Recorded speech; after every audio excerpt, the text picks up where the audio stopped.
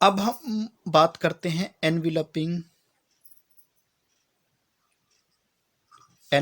Cylinder की। एनविलपिंग cylinder of the कोनिकोइड।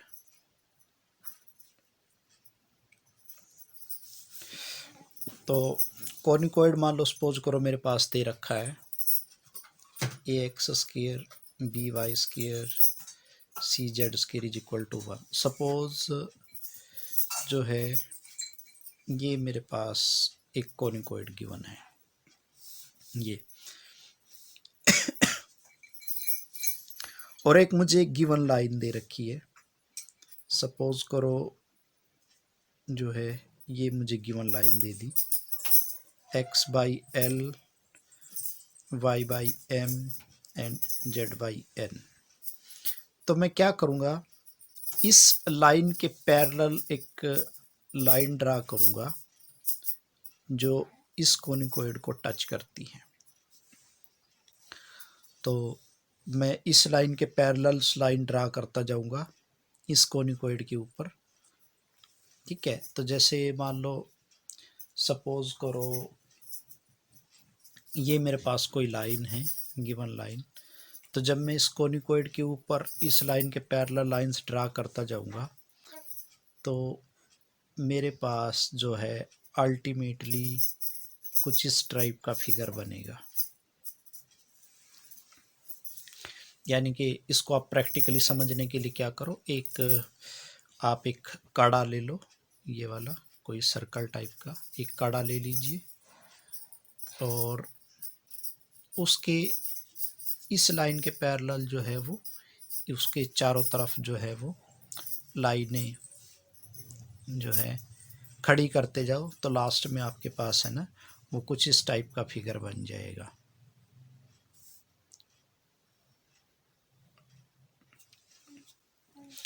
तो ये हमारा जो है वो एनविलपिंग सिलेंडर होगा। इट मीन्स दैट ये जो कोनिकोइड है वो इस सिलेंडर के अंदर हमारा चला जाएगा। अब तो मुझे इस एनविलपिंग सिलेंडर की इक्वेशंस को फाइंड आउट करना है। तो इसके लिए मैं क्या करूँगा, ये जो जनरेटर लाइन है, अब मैं इस जनरेटर की इक्वेशंस को लिखता हूँ। तो equation of the generator, equation of the generator is, तो जनरेटर को क्या करना है, एक आर्बिट्रेरी पॉइंट में से पास करवाना है। तो जनरेटर मेरा जो गिवन लाइन के पैरेलल है, तो उस एक बात आपको ये ध्यान रखनी, ये जो जनरेटर है इसको एक आर्बिट्रेरी पॉइंट में से पास करवाना है। तो इक्वेशन ऑफ जनरेटर मेरे पास कुछ इस टाइप से बनेगी, x minus x1 by L y minus y1 by M z minus z1 by N. क्योंकि ये जो जनरेटर है इस लाइन के पैरेलल है, इस लाइन के पैरेलल है, तो इस जनरेटर के जो डायरेक्शन रेशोज है वो वही होंगे जो इस लाइन के हैं।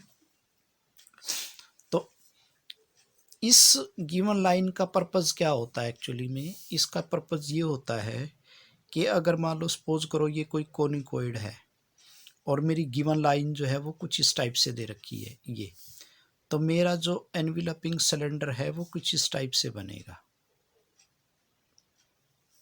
तो ये जो गिवन लाइन है ये मेरी डिसाइड करती है कि जो मेरा एनविलपिंग जो सिलेंडर है वो किस तरह का बनने वाला है।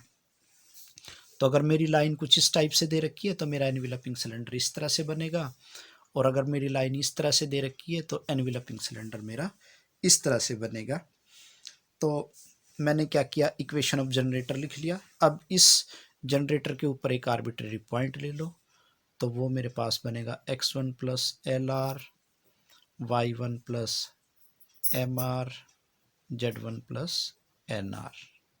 ये जो आर्बिट्रेरी पॉइंट है ये मेरा आर्बिट्रेरी पॉइंट जो है वो इस कोनिकोइड के ऊपर जाएगा, तो इसको सेटिस्फाई करेगा।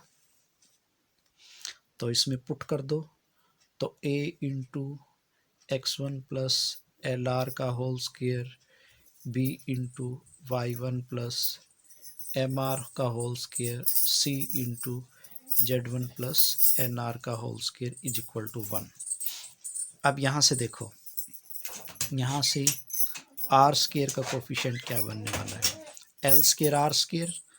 तो यहाँ से ए एल स्क्वायर, यहाँ से बी एम स्क्वायर, यहाँ से C N square, R square के साथ तो ये बन गया, और 2r के साथ 2x1l/r 2y1m/r। तो यहाँ से मेरे पास 2r के साथ आ गया 2x1l/r, तो 2r तो बाहर आ गया, तो lx1 आ गया, और a ये रहा, तो alx1, यहाँ से bm y1 cn z1, और बाकी क्या बच गया यहाँ से ax1 square by1 square cz1 square, और ये 1 इसके साथ ले लो, -1 = 0। अब ये देखो, ये क्वाड्रेटिक इक्वेशन बन गई आर के अंदर। क्वाड्रेटिक इक्वेशन बन गई तो मुझे इस क्वाड्रेटिक इक्वेशन के दोनों रूट सेम चाहिए। क्यों? क्योंकि अगर आर के पास की यहाँ से दोनों वैल्यू डिफरेंट आ गई तो ये जो जनरेटर है मेरा, ये इसको टच करने की बजाय इसको कट करके निकल जाएगा, लेकिन जनरेटर तो हमेशा इसको टच करता है। तो इसलिए मुझे इस क्वाड्रेटिक इक्वेशन के दोनों रूट सेम चाहिए। तो दोनों रूट सेम करने का मतलब क्या है कि डिस्क्रिमिनेंट मेरे पास 0 होना चाहिए। तो डिस्क्रिमिनेंट को यहाँ से 0 के बराबर रख दो। तो this is 4 × ALX1 BM Y1 CN Z1 का स्क्वायर = 4a मेरे पास क्या है AL square BM square CN square, और C मेरे पास है AX1 square BY1 square CZ1 square -1। 4 से 4 कट गया। तो यहाँ से भी मेरे पास जो है एनविलपिंग सिलेंडर की इक्वेशन आ गई। तो यहाँ से मैं जो है ये जो x1 है इसको मैं XYZ में कन्वर्ट कर देता हूँ। क्यों? क्योंकि मुझे जो है वो इस पॉइंट का लोकस फाइंड आउट करना है। तो यहाँ से मैं जो है अब इन x1 y1 z1 को xyz में कन्वर्ट कर देता हूँ। क्यों? क्योंकि मेरे पास ये जो जनरेटर है ये मेरा इस point P x1 y1 z1 में से पास कर रहा था। P जो है वो आर्बिट्रेरी पॉइंट था जनरेटर के ऊपर। तो P पॉइंट का लोकस फाइंड आउट करने के लिए locus of the point P x1 y1 z1 is, तो जहाँ पे x1 है वहाँ पे x कन्वर्ट कर दीजिए, वो मेरे पास बनेगा ALX BM Y CN Z का होल स्क्वायर = इधर मेरे पास आ गया AL square BM square CN square, और ये है AX square BY square CZ square -1। इसको भी याद रखने के लिए हम T स्क्वायर = SS1 का नाम देंगे।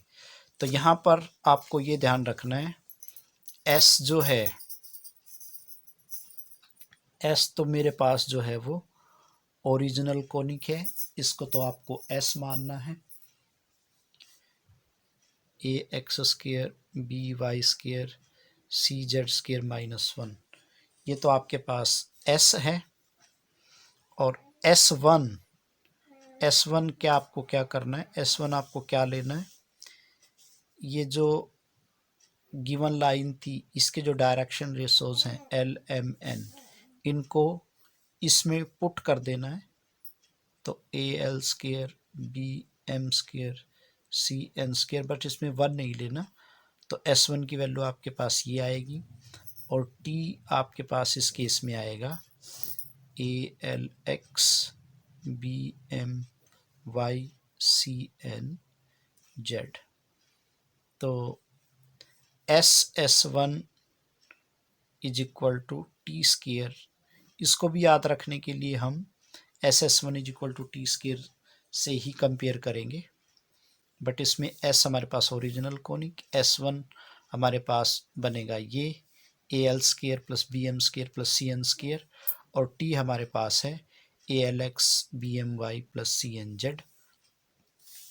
मतलब जैसे टेंजेंट में होता है मेरे पास AX X1 होता है, अब यहाँ इसमें X1 की जगह L पुट हो जाएगा, BM BY Y1 होता है तो Y1 की जगह यहाँ पे M पुट हो जाएगा। तो इस तरह से हमें उस टेंजेंट की जो इक्वेशन होती है उसके साथ इसको कंपेयर करके हमें इसको याद रखना है।